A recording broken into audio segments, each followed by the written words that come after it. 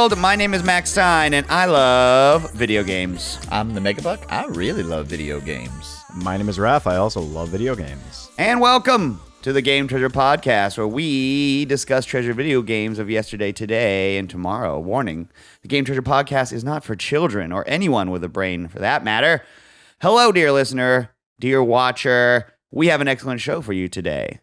Today, just a couple days before this recording, I should say, Pokemon, I always think of that episode of The Simpsons. Pokemon celebrated its 30th anniversary with a couple of releases. They released Fire Red and Leaf Green on their Game Boy Advance store, and they released Pokopia, Pokemon Pokopia, the new, not farming sim, not free building game. I'll explain it later, but it's a different type of game in the Pokemon series, and I played it.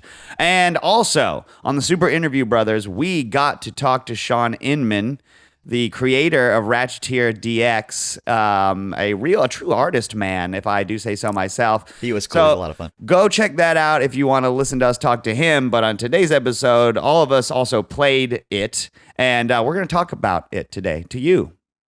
But anyhow, before we get into all that, let's go ahead and start our episode off correctly by having the Megabuck and RetroGameTreasure.com take us back in time with this week's Retro Zone game. Buck, please hit us. Let's go not so far back in time.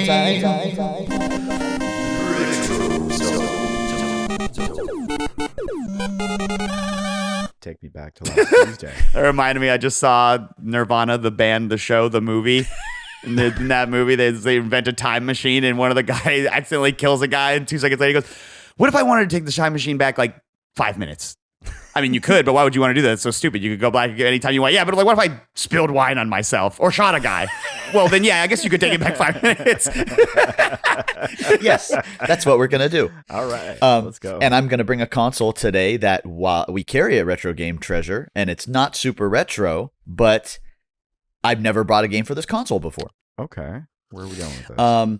So you guys that know and have heard about the service know that we give you choices, right? If you are more retro focused, if you are an Atari guy, an NES guy, those are the choices that we give you. But after so many people asking, we carry up to newer consoles too.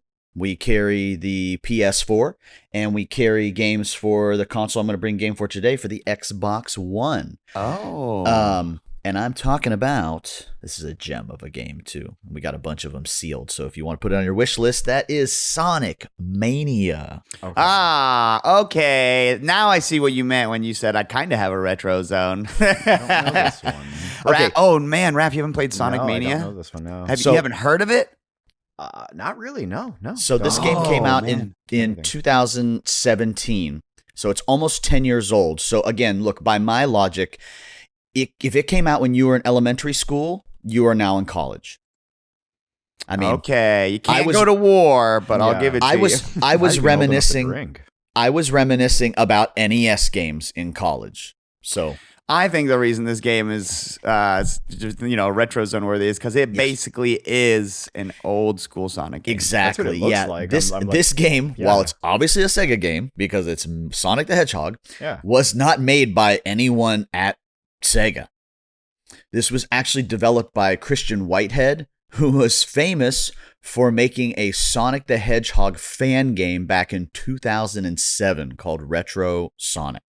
What? And I didn't know that. Yes. That's funny. And in 2009, Sega asked fans for ideas on a game to port to the iOS. And Whitehead produced a proof of concept video of Sonic CD running on an iPhone using an engine he created. Whoa! I definitely didn't know that. Right? What? And so he got a cease and desist letter from Sega and all kinds of crazy shit that happened and what else. And but then the port of Sonic CD got released on a bunch of this. This remake that he had was so successful that he was commissioned to make a remaster of Sonic 1 and Sonic 2 for mobile devices, which turned into him leading up a team that made Sonic Mania. An absolute dream. Oh my, exactly. Wow. But where if you ever played like Sonic 4, not so great and not so well received. I never have. That was the one that was 2.5D, like it was 3D, but it played like a Sonic game. It also played like a flaming pile of dog shit. You want to know what's so funny? This guy was supposed to make a Sonic Mania 2, and it got canceled, and it was supposed to be a 2.5D game. Really? Yes. I didn't know that there, yeah. So it may have been a reference to that, I guess, Sonic game I've never played. So he forms a development team composed of members known in the Sonic fan community and ROM hacking community, which is awesome. He finds the one that makes the best porn and then put him on the art But team. you know what? I say lean into, I say lean into Sega saying, all right, just run with it, dude. Just run with it. I mean, how many other big companies like Sega have ever done something like this? I remember when that happened and being like, wow, good for you, Poppy. Now, obviously, Konami's finally do this. I mean, it sold, within a year, it sold over 1 million copies. And the music, it also is a perfect clone.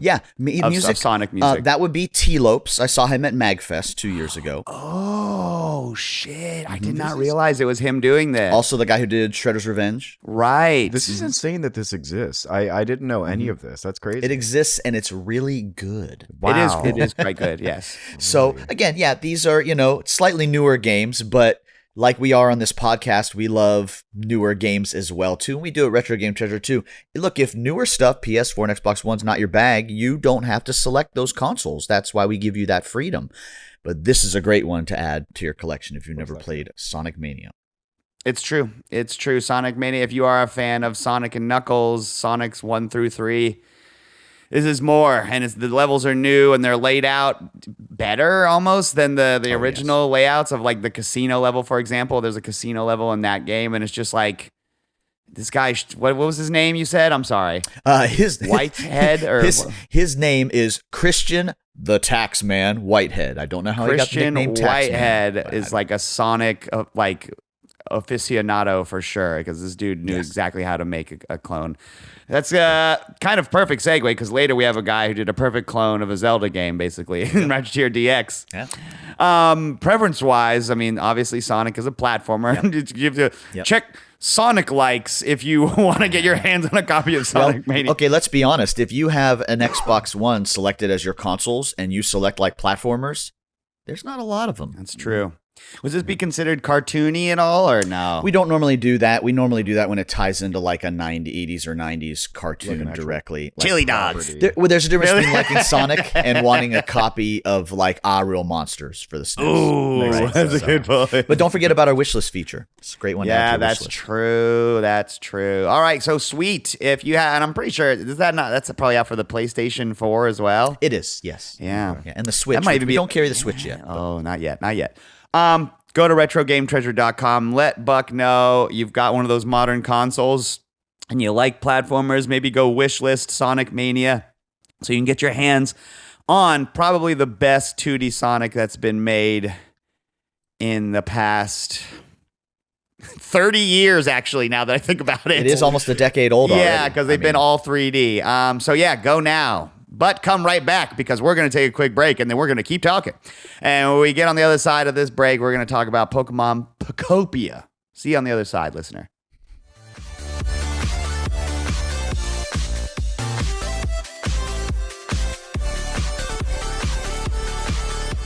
All right, we are back, and boys, it's time for me to do a little book report on Pokemon Pokopia. Okay. Show us what you peek behind learned. the curtain. We're both going to grade you. Exactly. This feels like elementary school homework when you see it. It's got elementary school vibes. But so yeah, behind the curtain peek. I was like, I wanted to get this game anyhow. And we missed the anniversary of Pokemon by a week because I wasn't paying attention. I screwed up a thing on our little calendar. But I just wanted to do a little side tangent and mention that when I saw the commercials for Fire Red and Leaf Green, and it was like, now on the Game Boy Advanced thing for if you have the online. No, it's not. You have to have that, and you got to pay $20 extra. $20. That's why people were freaking out. Fucking fuckers, you stupid stinkers. So it's part of a service that you pay for if you have a Nintendo subscription, but then on top of that, you have to pay for the games themselves. Each one of them, you would, if you wanted to get for both. Explaining that, because I didn't understand why people were being pissy about it, but now I get it. I was like talking to my buddy who, one of our other roommates, and he was like, I'm gonna play it, and I was like, yeah, it's so cool, I'm gonna jump right on. Went in, pulled it up. Oh no, I'm fucking not. Like, hey Nintendo bro, like, you're charging reproduction cart prices for your fucking 40-year-old game, even though I'm already paying. You know what I mean? Like, that's very. I don't mean to. God, we have to throw so many of those away, so maybe don't. Yeah, I don't mean to threaten you, fucker, but maybe I'll just go get a fucking reproduction card to play a stupid fucking game instead of, you know what I mean? Like, just. I mean, did you expect anything better, really? You know, it pissed me off, dude. I was just like, false advertising. I don't remember you saying it cost $20 extra in the commercial. You fucking liar. That's Somebody bullshit. didn't read the fine print. I guess not. And it's not like, don't worry, it's a remixed version with Nope, it's the same thing. It's the same fucking game that you played. Sound it? Nope. It's the same game, and we're still charging you $20 fucking to play it. Rude. Jerk offs. Anyhow, and I don't know if you guys saw the commercial or the trailers / teaser for Surf and Sea or whatever it's called, the new Pokemon game. No, nothing. No. For the 30th anniversary, they released like a teaser for what looks like it's going to be another entry into the Legends series, like the ones that have the real-time battling. Arceus games or Arceus yes, Legends, and then Z to A just came out. But it's, I think the working title right now is Pokemon Surf and Sea or something like, or no, Pokemon Surf and Turf. Surf the web. If you want that, it's an extra $10 for Lobster Tail. It's fuckers. But it looked good in the trailer. It looked like but then again, how am I supposed to, I don't know. But I got excited. But this game is not a typical Pokemon game. Pokemon Pokopia.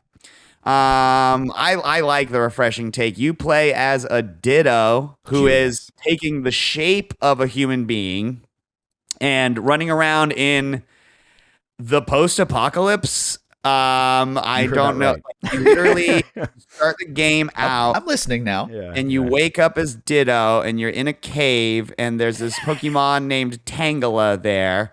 But and you have to build it out of a box of scraps. Sorry, you said in a cave. I had to go to Tony's side. I'm sorry. Continue. Tangela, Professor Tangela, I should say, who has like a white hair when these Tangelas don't normally have white on top. He's like tells you that's literally that's what he said. Like, I'm Professor Tangela. Also, like, where have all the humans gone? They're all gone. All we know is I woke up and everyone's gone. And then you like walk out into the world and it's just like ruins of a civilization.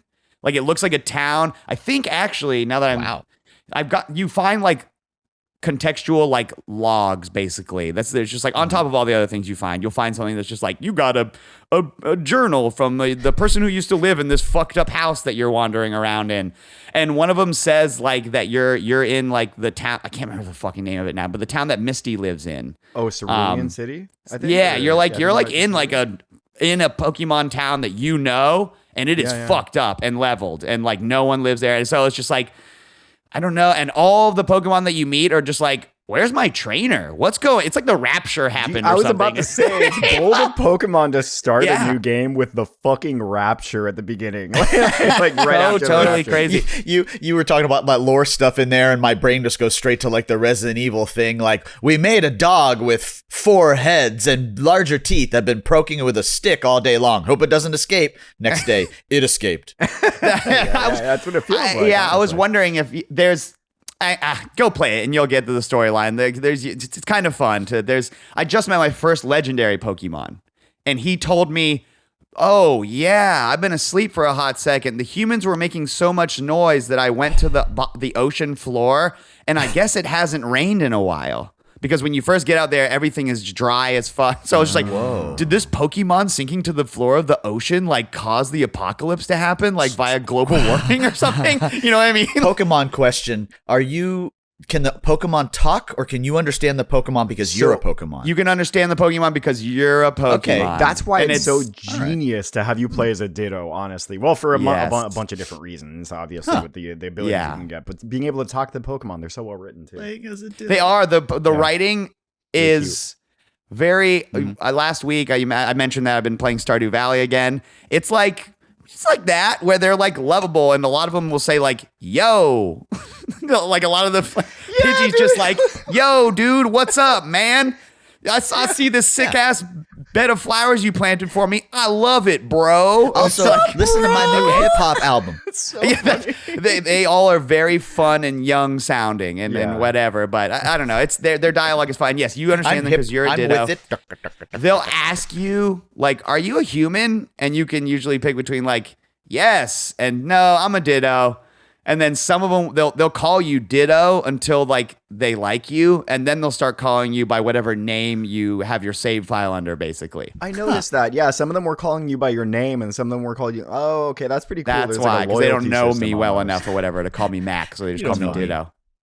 But so the goal in this one is not to wander around, find an animal, beat it to death with another animal, and then enslave it for your own like with your shrink ray for your own fucking Napoleon complex, so that you can be the very best.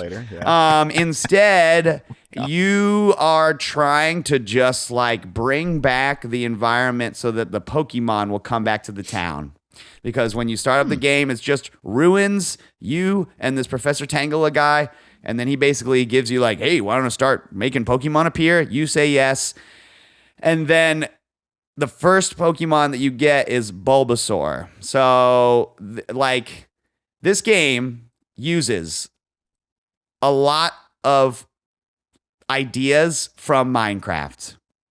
Me and Raph were talking about like, not only is the world entirely made of blocks like Minecraft, or I thought of a better example would probably be like that Dragon Quest Builders game. Have you seen that, Buck? Mm-hmm. Oh, yeah. So it's more like that than Minecraft, but just playing through it, there are a lot of things, like the way the water flows, like from block to block, looks like Minecraft because it's trying to be like a simulation thing. Like you can adjust the way water flows by putting things in its way. So the environments get built cube by cube like that. So another like huge difference between this and Minecraft is it's not randomly generated, this world. Like shit is curated for you. And that's why I say the first Pokemon you run into is going to be Bulbasaur, because he gives you the power to basically make grass. And Squirtle. Squirtle gives you the power to make water. So you can take any like plants that are dried up and you can moisten them or whatever. So the first biome that you discover is just tall grass. If you've played Pokemon before, you're very familiar with the words tall grass. Yeah. So like the tall grass environment is just 4 blocks of grass touching each other. So if you make 4 blocks of grass that touch each other, it'll like do a little like bling sound effect and make like a little thing. And then when you walk by it, it'll say you're near a tall grass environment. You open up your Pokedex, which you get at the beginning of the game. Play the game and you'll see why. And it has the actual list of Pokemon that you can click through to figure out like what kind of food they like and where they might want to live. But also you have an Envirodex. And so all of the environments that you make get logged in there. And also, as you explore the world, there will be like little shimmering icons that when you click on them, they will give you a clue to an environment. So like an example would be like, here's a Pokemon trace. That's what it's called. And then he opens up his Pokedex and looks at it, and it says, you can make an environment called seaside tall grass if you put 3 pieces of tiles of grass next to 2 tiles of ocean water. So I get that clue, and then I go, oh yeah, I remember how to get to the ocean from where I'm standing. I walk over there, I get next to 2 tiles of ocean water, make 3 tiles of grass, and then it goes, bling, you made the thing. And then in those environments, randomly, Pokemon of different rarities will just show up there. Okay. So like that tall seaside grass, for example, I had to build to get a Slowpoke. But they don't always come like right away. Sometimes you build it and then you just got to like go do something else. You can buy a security camera and set it up by an environment, like trail and then press cams? the start menu to check it, just in case like you're like I need Slowpoke as soon as possible. So I'm gonna put a camera there so I can keep checking to see if he's here yet or whatever. And then the gameplay loop basically becomes every time you get a new Pokemon, they will have some sort of ability or power that will help you make a new environment to help you get a new Pokemon. So basically, once they show up in the environment, like, are they yours? Like, are they your friend, or like they part? Like, do they stay there, or do they like, move in? You have to do something to keep them happy and whatnot. Are they paying rent? They'll live in that. No, they aren't, and that I wish they did bastards. because I want some sort of capitalist hook because I don't care enough. Don't worry. Tom Nook will show up and start charging them all rent soon. I want them to. They start out, they'll come to the environment that spawned them, and they'll live there. And they'll be like, I live here. But then you can talk to them, or you can check this computer, and ask them, how do you like where you live? And they'll tell you, I wish it was more like this. Or one thing they'll say is like, I wish there were toys in my environment. Okay. And you can go craft toy blocks, put them in their thing, and they'll be like, thanks for making me blocks. But then it's just like, if you check the Pokedex, it'll give you like hints as to what they might like. Like Charmander has like a hint that says like, likes exercise. So it's like, here's this is a toy, blocks, but also this is a toy. It's a tire that the description says he runs and jumps around on it. And not trash. And so it's like one that's like Totally planted not halfway in the ground. Like you've ever seen at a kid's like whatever they can crawl through. Yeah. And so it's like, so if you use your context clues brain, you'll go, I think Charmander would like the tire more than the blocks because he likes exercise. And lo and behold, I was correct. So those abilities that you said that they give you, how do they help you with make other environments? One example would be like, so I already said Bulbasaur helps you make grass. And Squirtle helps you rehydrate things. There's an environment that is a tree next to 3 squares of grass. So you can't make trees at the beginning of the game, but you can find a dead one, use Squirtle's power to bring it back to life, and then use Ivy's or Bulbasaur's power to make 3 things around it, and then that will be a shaded tall grass environment. That's one of the first ones that you make. And then who spawns there? Scyther. Crafting and it's in like, disguise. Oh, what does Scyther do? Well, Scyther, if you give him pieces of lumber from fallen trees, he'll turn them into planks of wood. And then you can use the planks of wood to make stools and tables. Oh, well, wouldn't you know it? The environment that attracts Clefairy is a table and a thing with an apple on it. And wouldn't you know Clefairy? And so that's how they get you to keep going and go. And like, they're very good at making spots in the world. Like I got an environmental clue that was like a punching bag next to a chair will spawn is like this type of environment, and they'll actually give you silhouettes of like who might spawn there, and it's very obviously Hitmonchan and Hitmonlee, and I was like, that makes sense. All the fighting Pokemon spawn there, but I was like, where the fuck a punching bag? But then it's just like exploring. Oh, here's one. It was just like in one of the disheveled buildings of the Apocalypse. Sure. Like this must have been a gym. It was Rocky's old apartment. Yeah, that's fine. So I didn't have to make the punching bag. I just went and crafted a chair, brought it over there, boom, and now Hitmonlee spawns there. Here's the part that I like is that the environment that they spawn in is not always the most ideal environment. So there is a little bit of fun min-maxing in you have to take this game slow. The game is like it's literally a farm game basically, right? Literally tells you, take your time. Hey, no rush because the world is massive. And I was talking to Raph. It's not like in Stardew Valley where in Stardew Valley, just your farm is fucked up. Right, yeah. And then the town is fine. And so you go from your fucked up farm to the town where you can buy seeds or buy equipment that you need to come make your thing not fucked up. In Pokemon, this does not exist. It's all, you got to go, if you want to find something to make, you got to go find the things to make it. There's nobody to like really buy it from. There's no way to like, there's no money that you can have. So would you say like, it feels a little more like a survival game in that respect? Yeah, it does. It looks and like since it's so big and it involves about making these environments, like I had to temper my own, because I want to fucking get shit systemized. And I'm like, I want the perfect place. But then I was just like, I got to a point where I was like, frankly, Charmander, I don't have a very good place for you to live because I haven't done enough exploring. But then it was like today or yesterday, it was like Charmander, I spawned him on 4 things of tall grass in the first part of the game because that's what they want you to do. But that patch of grass, coincidentally, just because I didn't know any better, was by a waterfall, which he does not like. And it was like not by things that he likes, like hard objects and da-da-da. And then eventually I found this place once I found Onyx that was like all dirt, no water in sight.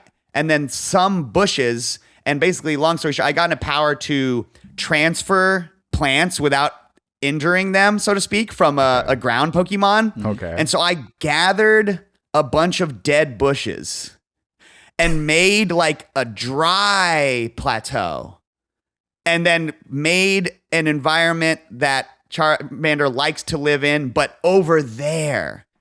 And when I moved him, he was like, this is better. I like that there's not water. Like there's more dry stuff here. And I like that shit. And so it's like, okay. So now I'm doing that. Biomes yourself almost. Yeah, that's what. So now what I do. Crafting in disguise, right? Yeah. It is. And so like there's the main crux of the game as far as beautifying the town and getting the Pokemon to come back in hopes that the humans will come back revolves around fixing the Pokemon centers of the different areas on the map. Okay. Because you start in an area, spoiler alert, there's like multiple of those areas and they're all fucking massive.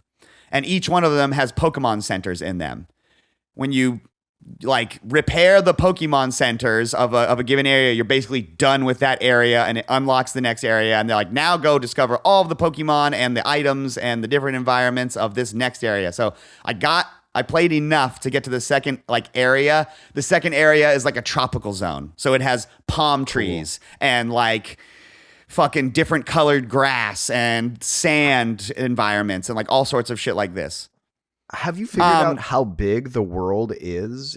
Not like how big is the world? Like I don't have a concrete answer to that other than it was bigger than Stardew Valley, for example. Like it was big enough to where I was like, I said, I hit a moment where I was like, holy shit. I'm kind of getting like drowned in where should I put everybody? You know what I mean? Until you just like calm down and be like, it'll show up. You know what I mean? Like it took till I found Onyx to be like, you know who would like living here? Charmander. Like it's just like, and it's like the same thing right now. The latest one that I have, I just got Pidgeotto. So now or a Pidgey. Yeah, I think he's the second one. I have now Pidgeot, and Pidgeot. Yeah. They both spawned in the first area where I spawned. And you can go to the Pokemon Center to check the computer there, and it'll tell you, like it'll give you an environment level. And that's basically like how happy everyone is. The happier all of your population goes up, it goes up and up and up and up, and it can go down as well if you do shit to fuck up people's homes. Like so basically, what you do is on fire. you can like if you accidentally take a piece away from their environment and you haven't given them, because you can build them houses as well, and then move them into the houses, and then at that point it just becomes put the house in an environment that they will like. For example, Charmander right now is living in grass in a dry area. I'll put a house there, and I'll put decorations in it. You can decorate it with the things that he likes, etc. I forgot what I was saying. The Pokemon centers. Oh, you can check on a list from like happiest to least happy. So it's really easy to just go to the Pokemon Center, open up the environment levels, and then just scroll to the bottom just to see who is the least happy. It's like a and then you go to them and say like, how the fuck can I make you happier? And they'll say like, I wish my environment had more light. I wish my environment was warmer. I wish this. You know what this game is in disguise? Yeah. Sim City. Yeah, it's a colony sim. It's fucking it's like if Sim City was super downscaled. Yeah. And it was like mixed with SimCity Minecraft was always that, like, oh, you have too many people, you need a fire station now. All the people would really like a park to go to. Oh, traffic is bad. Build more roads. That's really good. Like that is a lot like SimCity with Pokemon. What you straight up described with like, oh, let me check to see who's happy and who's not is what I would do in Dwarf Fortress, and then I'd go check their thoughts, see what they want. Yeah. It's a colony sim. That's wild. In cool. SimCity, you're the mayor, and you have an approval Pokemon rating. colony sim. It's the same thing. Yeah, same thing. Will Wright, I like Pokemon with Will Wright. I wanted to make sure I delayed our recording so I could play because I was like, it's so big. And so, I mean, thankfully I got to the second area, but I still feel like I have not scratched the surface. That's a good thing. There's these dream worlds you can go to. I didn't even mention that, but basically once a day, you can have a drift loom take you to a dream island, which does not belong to anybody. And it will have random objects. Like it'll tell you ahead of time because the way you go to a dream world is you have to take a doll. There are many different types of dolls in the game. But this one is mine. You have to take a doll to a drift loom, and then he will take you to an island that is corresponding to that doll. And the different islands this mechanic have different. Dude, that's why I was saying it's a lot, dude. There's a lot of tutorializing in the beginning, and there's a lot of.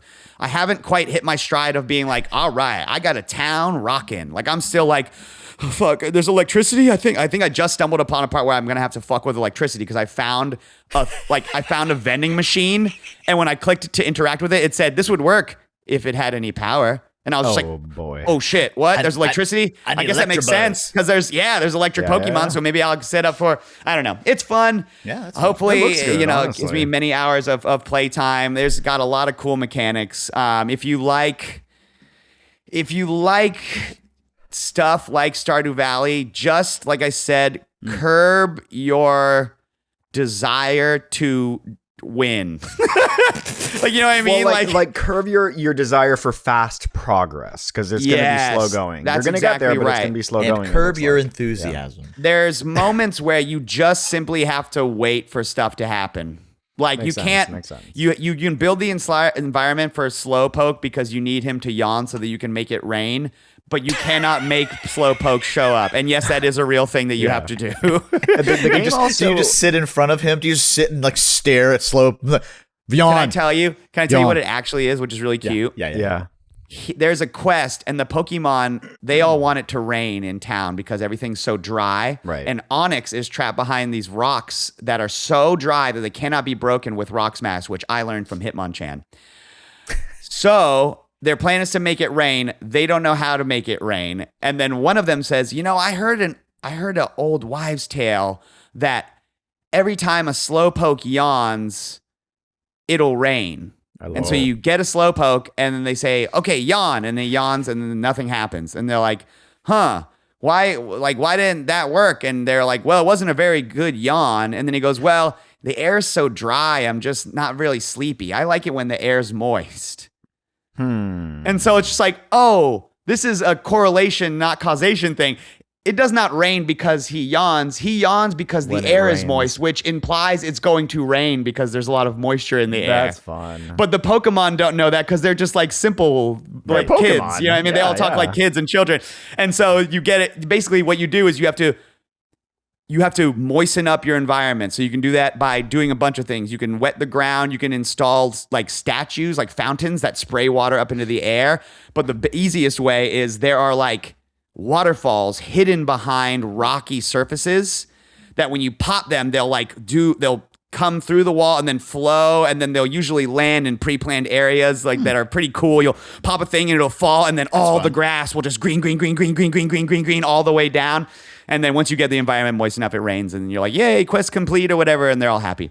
Mac, this game also works in real time, right? Yes, it's like Animal Crossing in that regard. Right. When it's daytime in your real life, it's daytime. When it's nighttime, it's nighttime. When you go to build something in the game, like the houses, for example, a bunch of the Pokemon have to work together to build the houses. Like you'll have to gather Pokemon that have different skills, and you'll have to gather more of them depending on how big the house is that you're building. And they'll just straight up tell you, like, your house will be done at 10:35.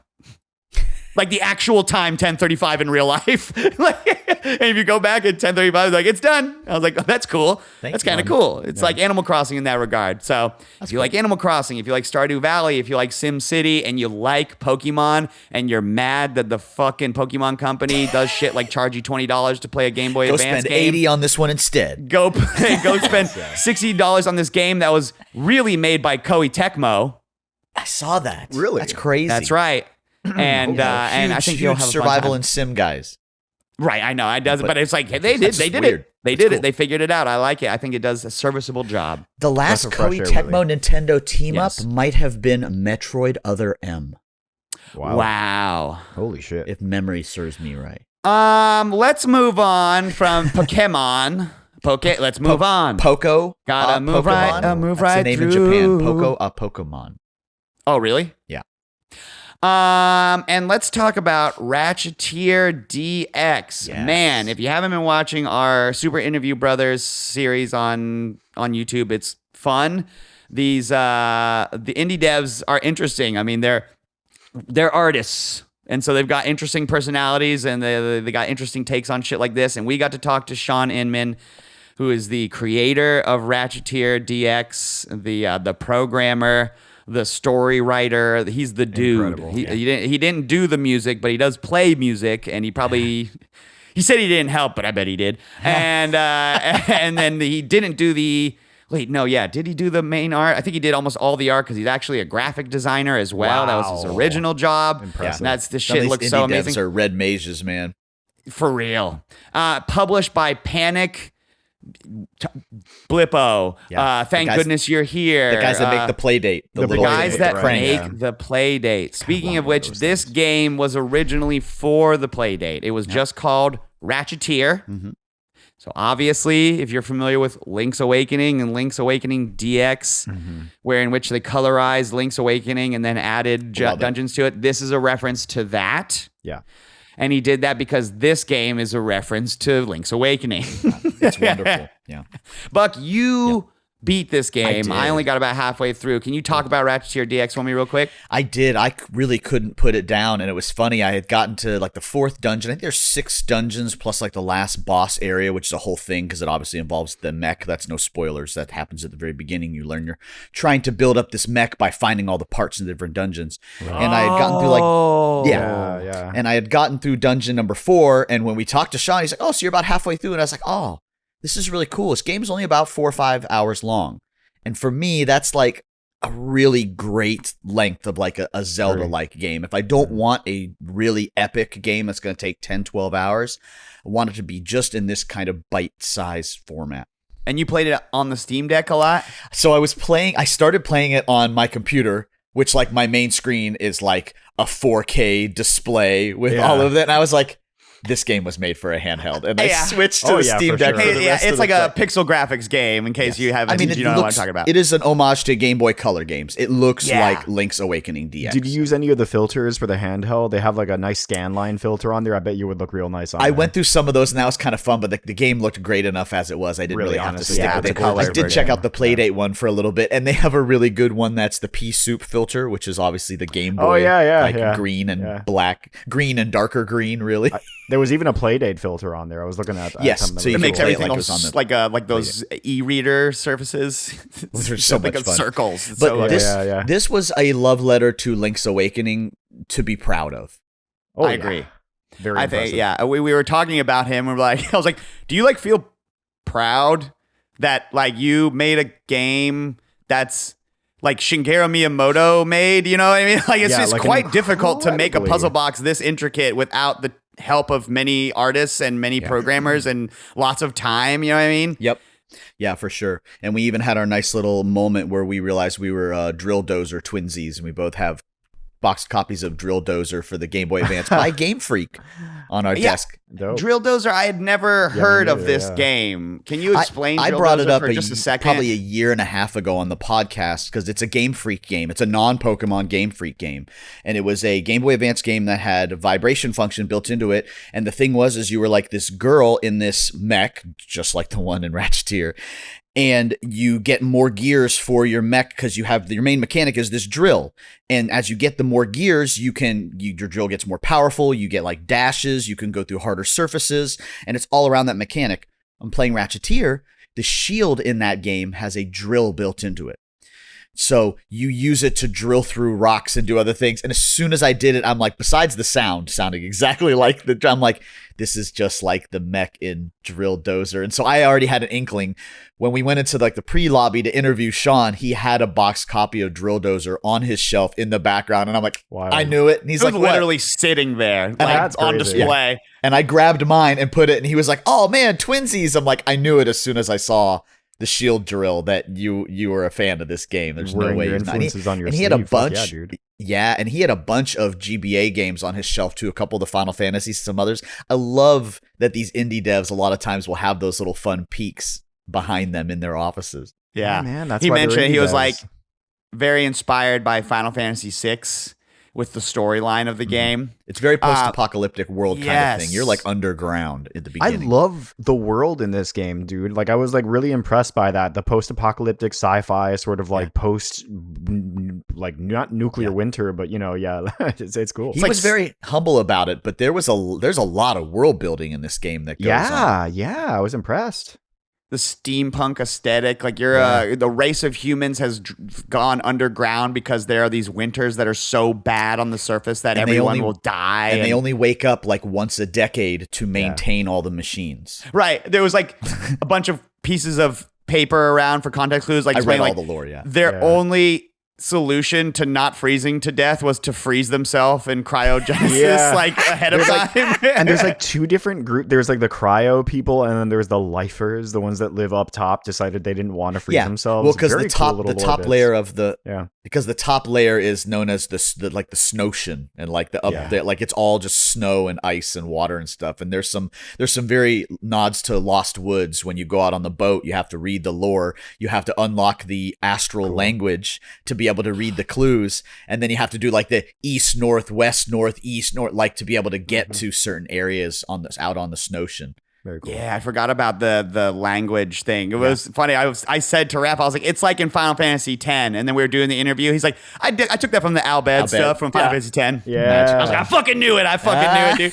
And then I asked him if he had played Tunic, because I was like, that's another game where you have this language. And he was like, no. And I was like, God damn it, Too dude. busy What when the you're fuck, working. dude? You got to play this game. It's so funny, these devs that have built these amazing games, and it's like he hasn't played Tunic, a couple others. Some of these guys hadn't played Animal well, and it's like your games are analog to this. They don't even realize Tunic these ideas. Is basically another very competently made Zelda-like in a lot of ways. So it makes sense that they have a lot of similarities. A little more pseudo on that too. You had mentioned that this is like his first real game, right? Yeah. Well, he did this like game jam thing called kind of like UFO 50 Retro Game Crush. Yeah. Right. Okay. And it was him and a handful of guys that he knew. I think there was like 4 of them total, and they were trying to make 6 games in 6 months or something like this. Right.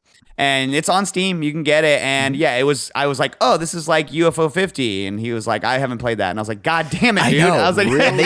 He did it before the UFO 50 people did exactly. it too. And I bet this guy's got a good itch.io page. I'd love to check it out, honestly. That's true. I think, he did, like I said, he was a graphic designer, and then like did that on a whim, and then wrote a book about doing that.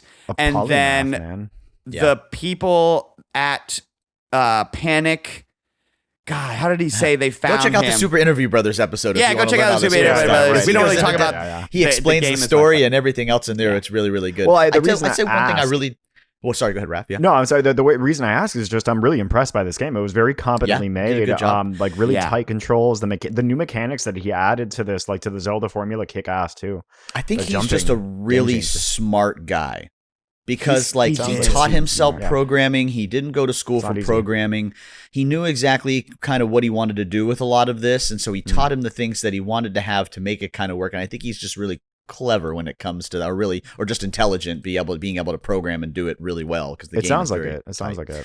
One of the really neat things I found at the beginning that was cool too, because we mentioned where you're waking up and whatnot. And when these people wake up, they have to like turn everything back on again to fix the machines. Yeah. So the game's very dark, and it almost has like this Game Boy-esque like fog of war going on. Max explained. Awesome. You can kind of see, but you can't really, and you have to turn on things and power up the whole little town and stuff. I It's almost didn't cool. like at first the dithering effect that they used for the darkness, but then after a while I was like, okay, like especially when you turn the lights off, it's actually really cool looking, and you could see the shapes in the darkness, and you can use that to like a certain extent. Like with the bats, for example, you could sneak up on things and then jump up and hit them. Right, because the bats respond to the light. Right, yeah, and it's like Raph said, it's I'll probably put some footage up here, but it's like when stuff is in the dark, it's I complimented Shaun because I was like, when you're looking at stuff in the dark in real life, it's like you can kind of see it, outline, but not really. You can kind of see the outline, but you're getting up.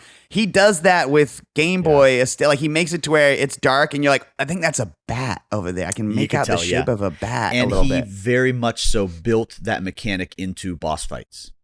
Oh yes, the lamp mechanic, all kinds of neat stuff like that. The crank on the Playdate was originally the thing that powered the lantern on the Playdate version. Yeah, it was so funny talking to him. He was like saying, "I want to Playdate." Honestly, I'm not gonna lie. I don't know how I'm not gonna get one of these because I started looking at how that thing works and the fact that when you buy it, it comes with like 20 something games, but they only give you one a week.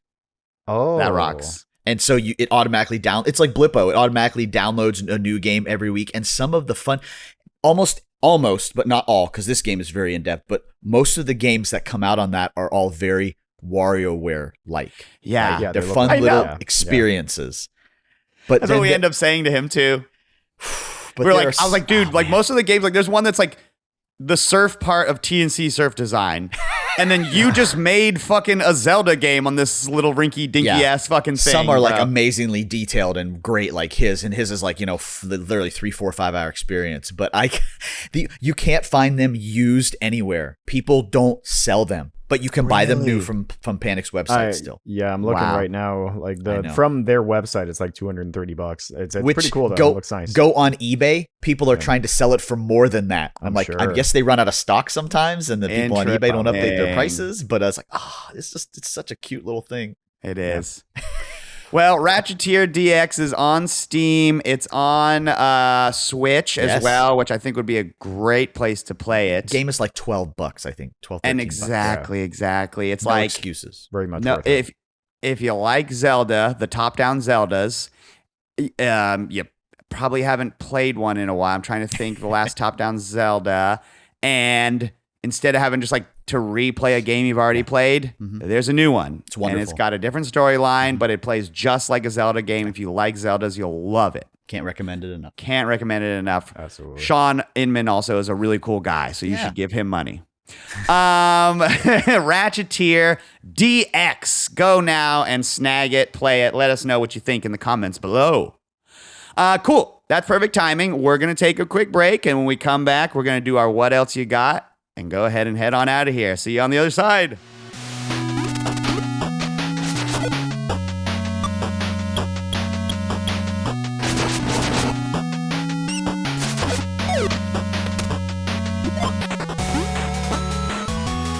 All right, dudes, we're back, and it's time for our What Else You Got, the segment of our show. We can bring anything to the table, be it video game or otherwise. I didn't get to play very many video games besides Pokopia and Ratcheteer this week. But I did want to mention that on this past Saturday of this recording, I did a Stardew Valley stream.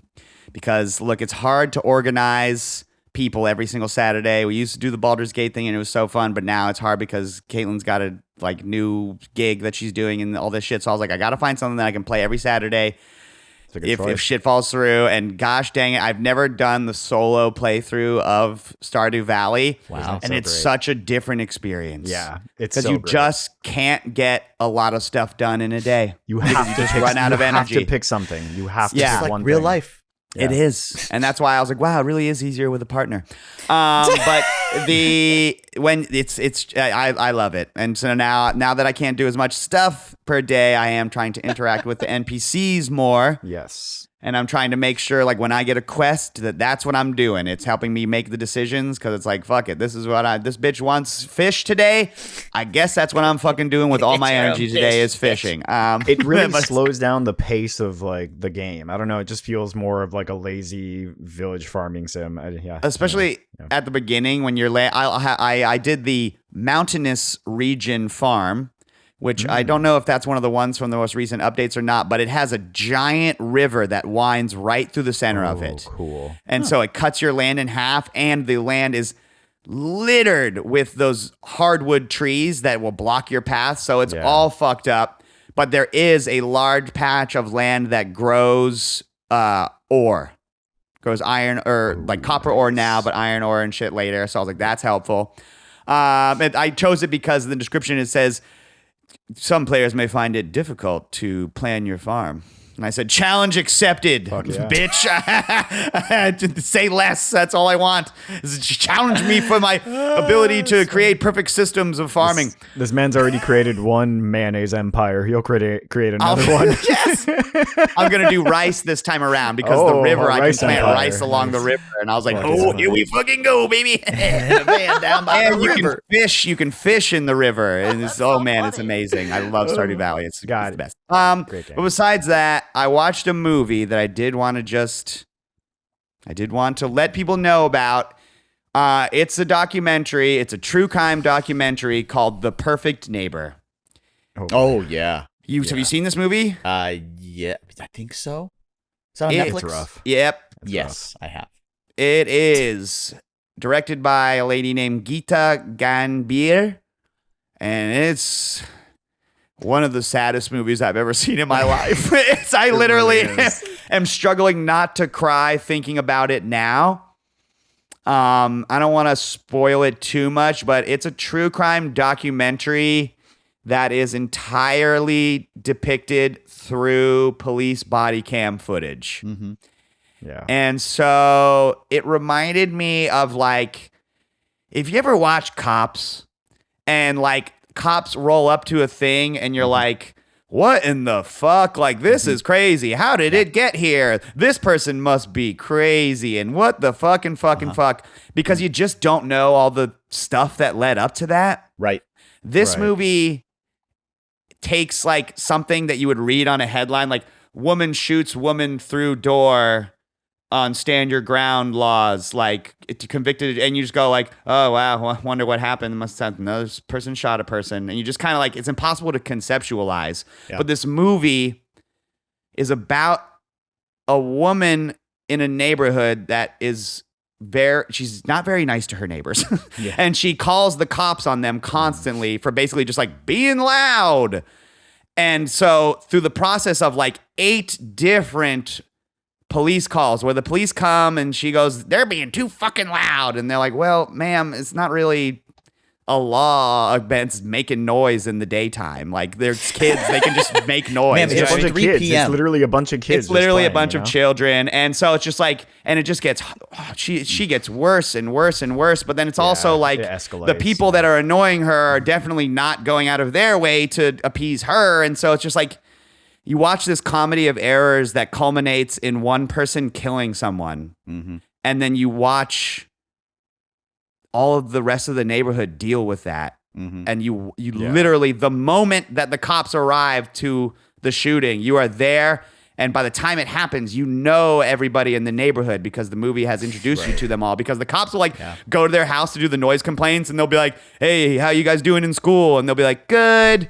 And they'll be like, you guys playing football? And they're like, yeah, we were playing football. And then that lady came out and screamed at us. And took our And he's ball. just like, okay, well, do me a favor and don't go over there anymore, okay? And they're like, okay.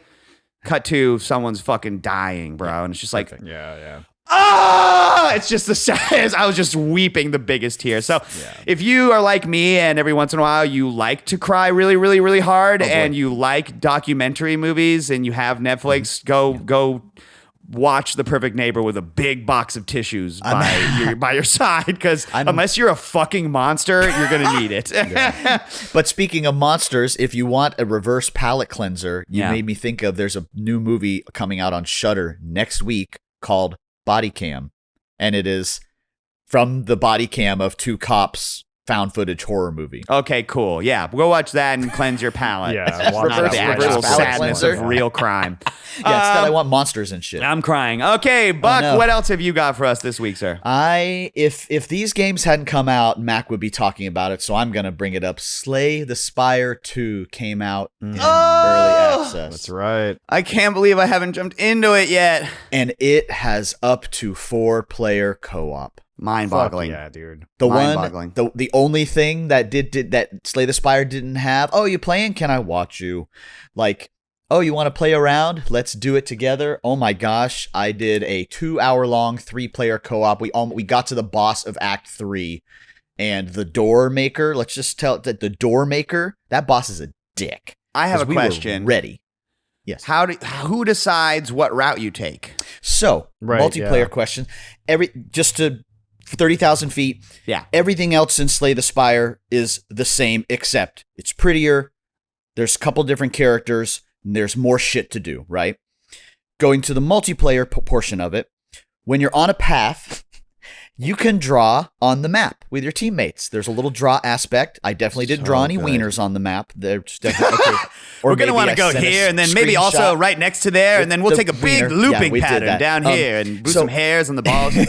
So if there's multiple players on the map, you can talk about it, or if you're not on voice chat, you can draw arrows and you can point out like, yeah, I want to go this way because way up here, whatever else. But at the end of the day, if you select different paths, it randomizes. It just rips around and goes, you're going that way because that's where this player chose.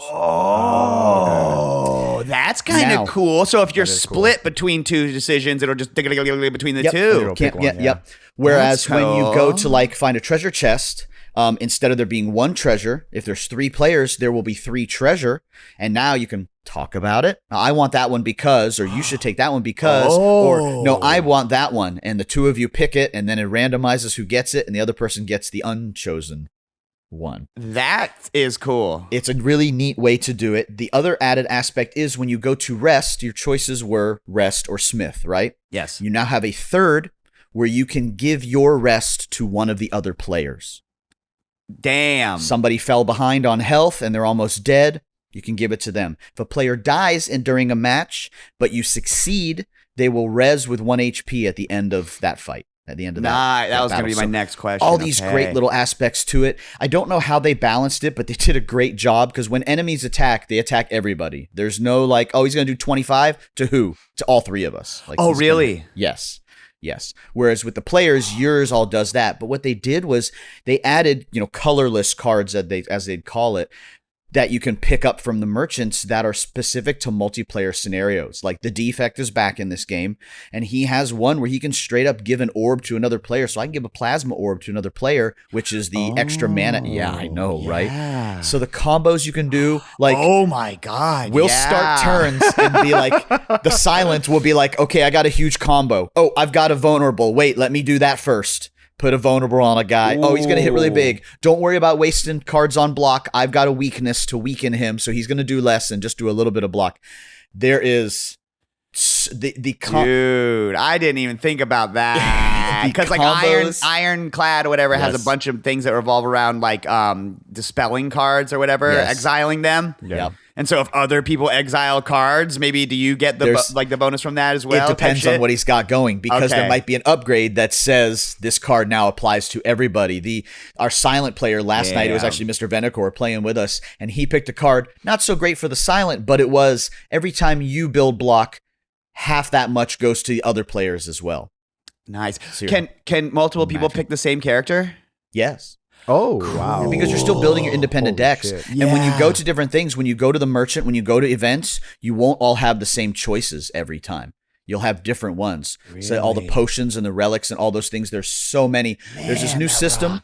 There's this new system called the Epoch Timeline, where as you do things in the game, like you normally would, beat Act 1 with this character, kill this many elites, whatever, you're unlocking different unlocks in the timeline, which is how you add new relics and new cards to specific characters. Excuse me. You're good.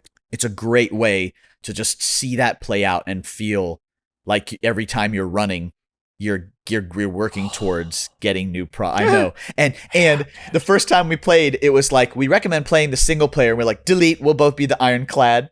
And we played in co-op, and you get the progression. You get progression towards unlocks. Oh, playing that's in awesome. Co-op.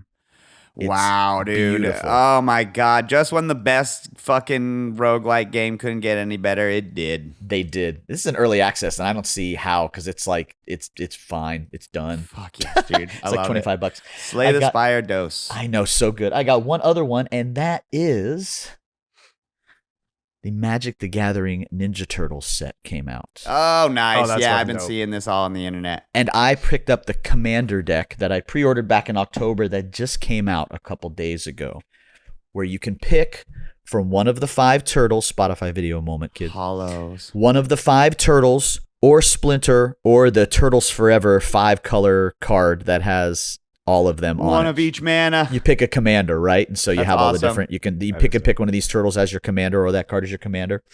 Super fun, great format. I love these because I love to buy these themes. Like I own the 40K Tyrannid commander Final deck Fantasy. because I love it. I have one of the Final Fantasy Cloud Yeah. stuff. That's right. I want to point out just a couple of cool cards that are neat Ninja Turtle throwbacks that are in this deck.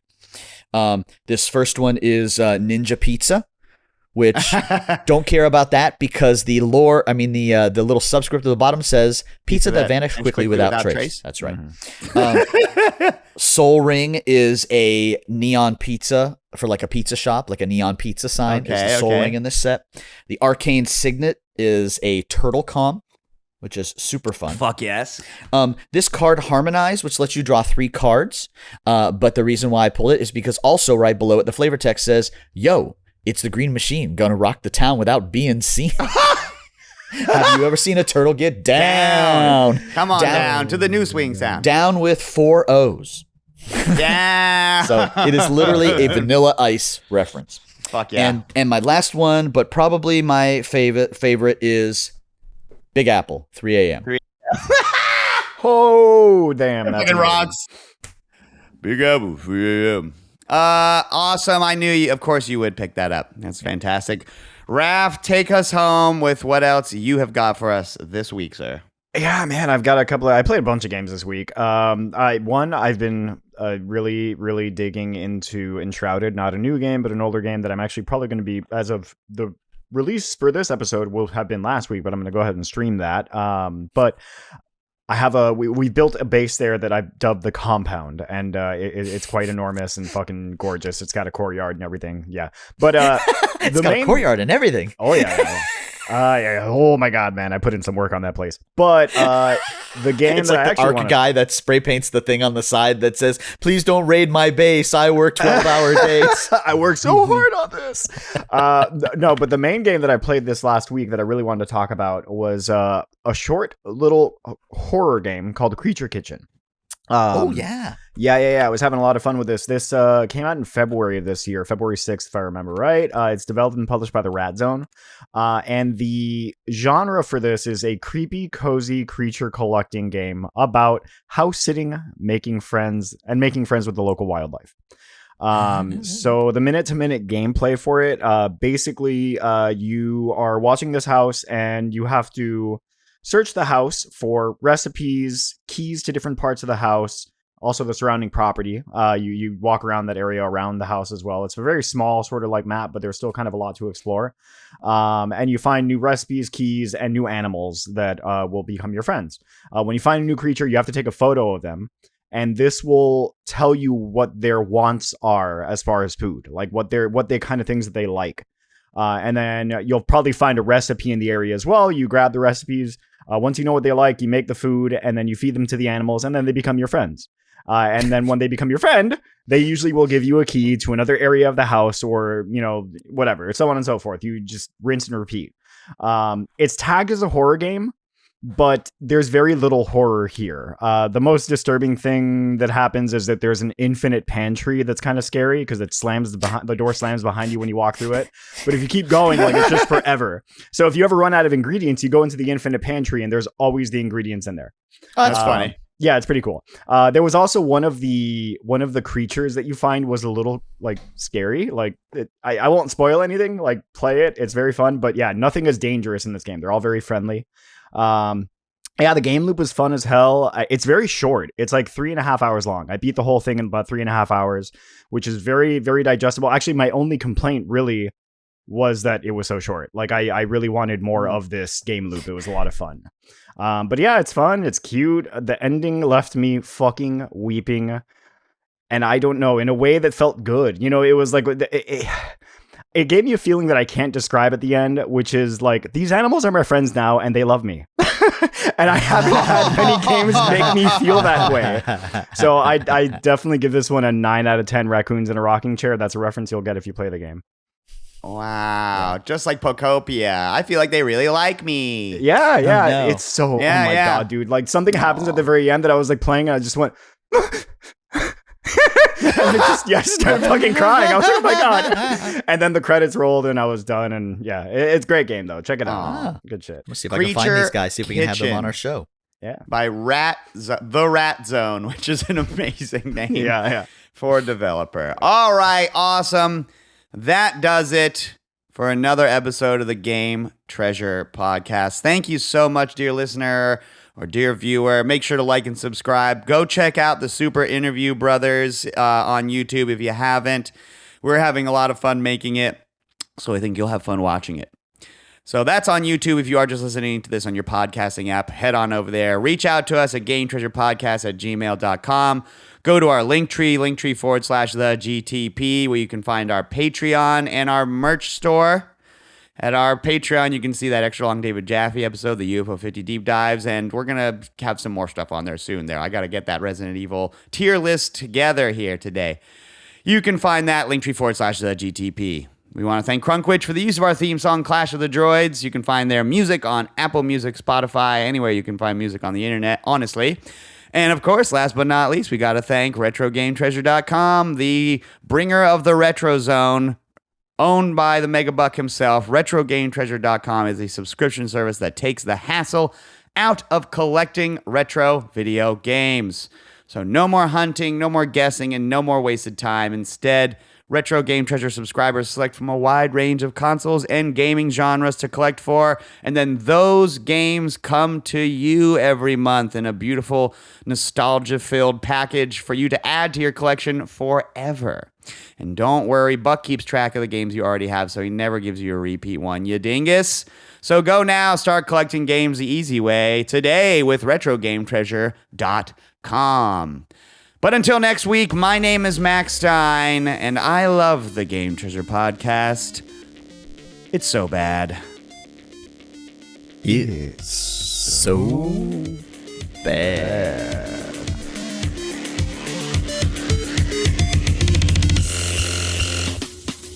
Wake up!